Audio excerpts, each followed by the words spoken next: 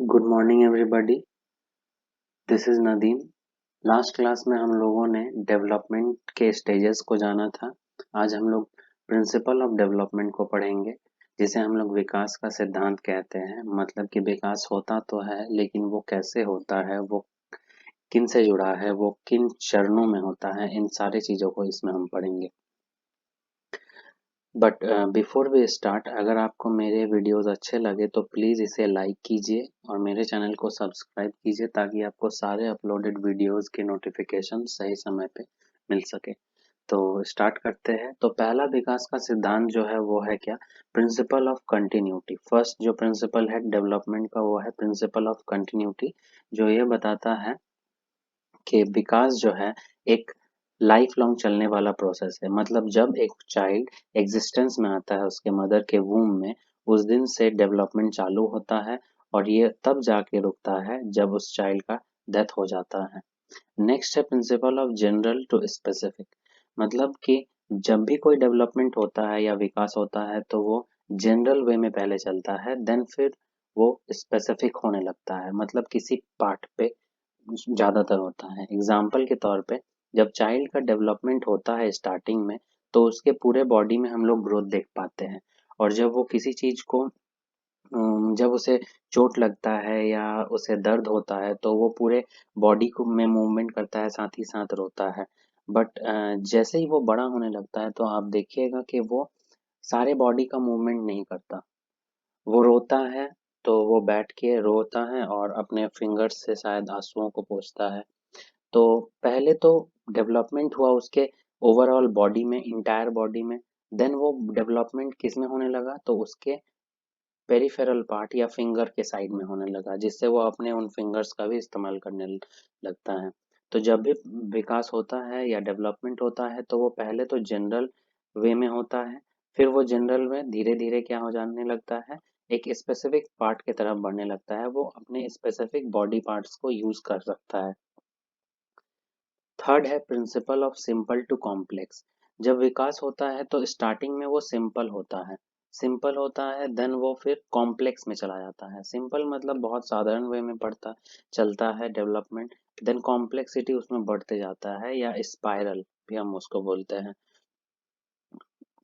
बहुत सारे बुक्स में आप देख सकते हो principle of spiral and versus linear development, ऐसा कुछ लिखा रहता है।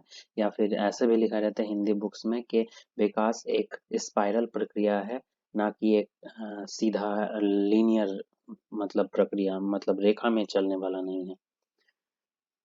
तो principle of simple to complex को एक एग्जांपल से समझते हैं। आप देखिएगा जब छोटे बच्चे मतलब अपने जूनियर क्लासेस में रहते हैं तो उन्हें सिंगल डिजिट के प्लस या माइनस पढ़ाए जाते हैं, सिखाए जाते हैं।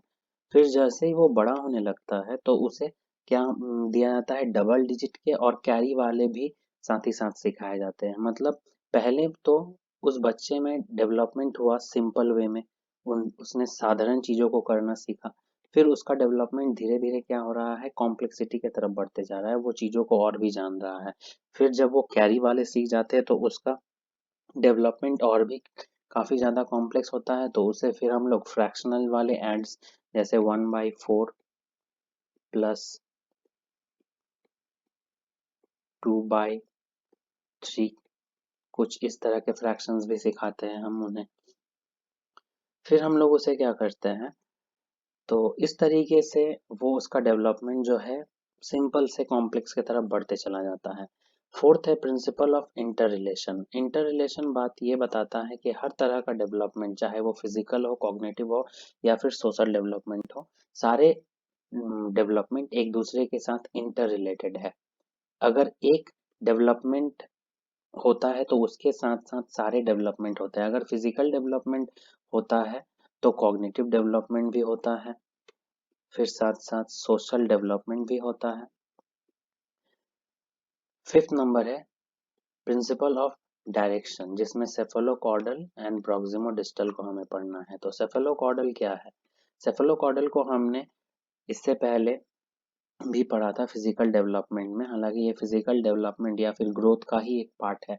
सेफेलोकॉर्डल बताता है कि जब भी बच्चे का विकास होता है तो वो उसका विकास सिर से पैर की तरफ होता है। यानी कि बच्चा जब लेटा रहता है तो आप ऑब्जर्व कर सकते हैं, देख सकते हैं कि वो सबसे पहले अपने सिर के बल उठकर बैठने का कोशिश करता है, फिर वो खड़े होने का कोशिश करता है और तब चलना सीखता है। ऐसा नहीं कि कोई बच्चा पहले खड़े होना सीखता है, फिर वो बैठना सीखता है, फिर वो लेटना सीखता है, ऐसा नहीं है।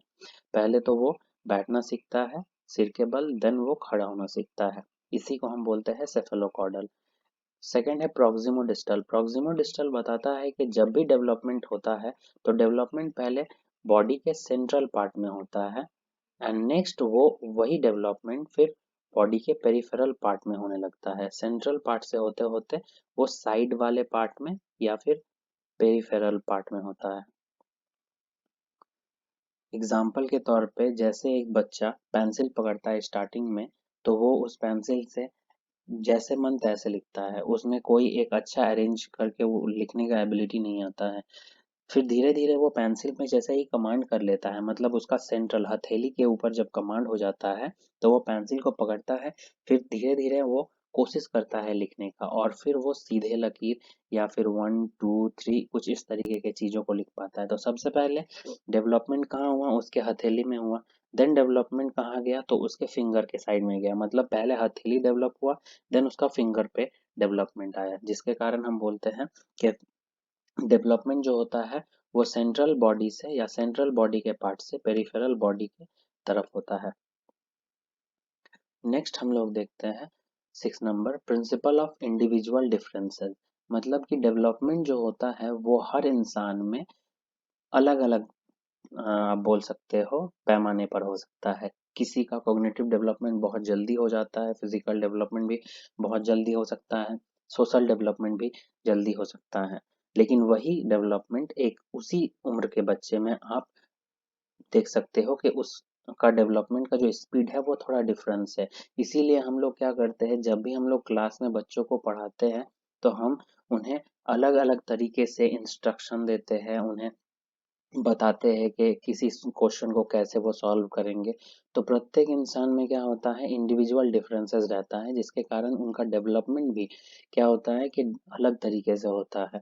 या आप बोल सकते हो कि डेवलपमेंट उनके अलग हेरिडिटी और उनका अलग इन्वायरमेंट होने के कारण उनमें जो डेवलपमेंट होता है अलग तरीके से होता है, और इसीलिए उनके अंदर जो होता है एक डिफरेंस आ जाता है। 7 नंबर है प्रिंसिपल ऑफ यूनिफॉर्म पैटर्न। ये एक किस्म के मतलब ऑर्गेनिज्म से जुड़ा हुआ डेवलपमेंट है। एग्जाम्पल के तौर पे यूनिफॉर्म पैटर्न ये बताता है कि जब भी डेवलपमेंट किसी एक तरह के ऑर्गेनिज्म में होता है तो वो एक ही वे में होता है।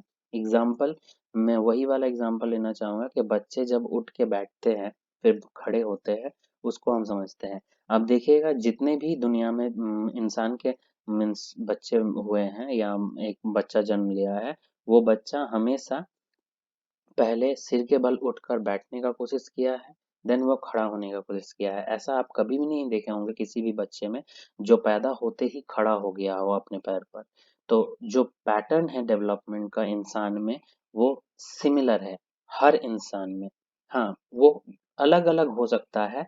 मतलब हो सकता है कि किसी को बैठने का मतलब ज्ञान या बैठ पाना 1 साल में नहीं हुआ, 2 साल में हुआ, ऐसा भी हो सकता है। लेकिन किसी बट जो वे होगा, जो पैटर्न होगा वो एक ही जैसा होगा। पहले उठेगा सिर के बल, देन बैठेगा, फिर वो खड़ा होगा।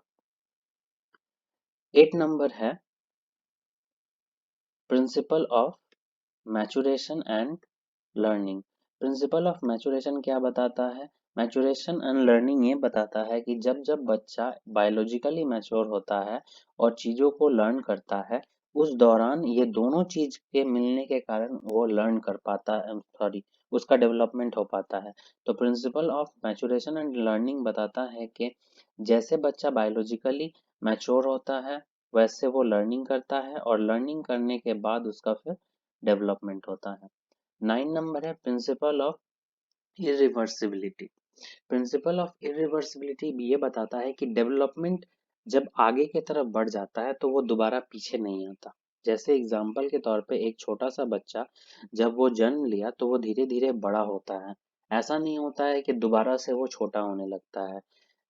मतलब रिवर्स बैक डेवलपमेंट नहीं जा सकता।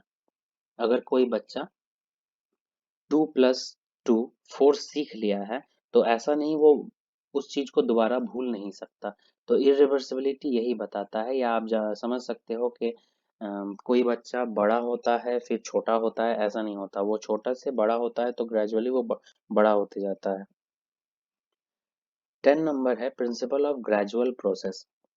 ये बताता है कि कहीं ना कहीं ये वाला जो टर्म है ग्रेजुअल प्रोसेस और प्रिंसिपल ऑफ कंटिन्यूटी, थोड़े बहुत ये मिलने वाले ही चीज है, आप ले चलो तो।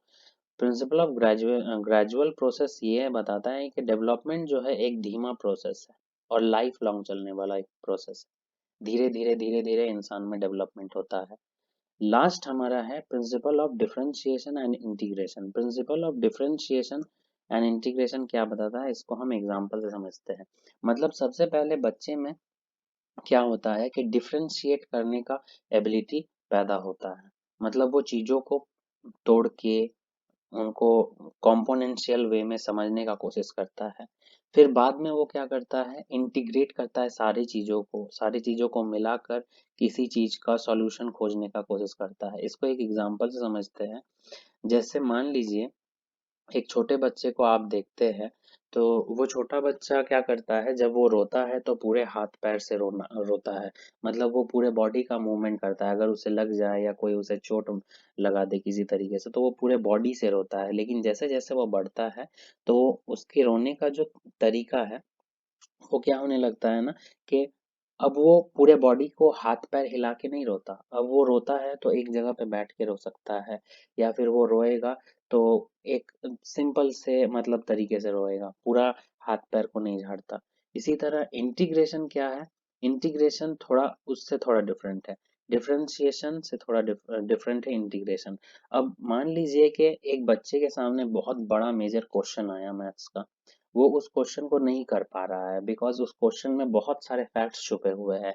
तो वो क्या करेगा, सारे फैक्ट्स को एक एक करके अलग करेगा, और इन फैक्ट्स को अलग करने के बाद सारे फैक्ट्स को फिर वो क्या करेगा, तो एक जगह पर कंबाइन करेगा और उन क्वेश्चन को सॉल्व करने का फिर दोबारा से कोशिश करेगा। मतलब वो पहले तो सारे फैक्ट्स को क्या किया, डिफरेंशिएट किया, देन उन सारे फैक्ट्स को एक जगह पर इंटीग्रेट कर दिया, मिला दिया। होप कि आप लोगों को ये वीडियो अच्छा लगा हो। अगर आपको अच्छा लगे तो प्लीज़ इसे लाइक कीजिए, शेयर कीजिए और मेरे चैनल को सब्सक्राइब कीजिए, ताकि आपको सारे नोटिफिकेशंस मेरे वीडियो के आपको समय पे मिल सके। तो अभी के लिए इतना ही। फिर हम लोग नेक्स्ट आगे पढ़ेंगे जीन पियाजे का थ्योरी, और उससे पहले हम लोग पढ़ लेंगे जो फैक्टर्स होते हैं जो हमारे मतलब ग्रोथ को एंड डेवलपमेंट को अफेक्ट करते हैं, उन सारे या फिर जिनका प्रभाव हमारे डेवलपमेंट पर पड़ता है, इसको थोड़ा जान लेंगे। तो अभी के लिए इतना ही, फिर नेक्स्ट वीडियो में हम लोग आगे पढ़ेंगे। Thank you.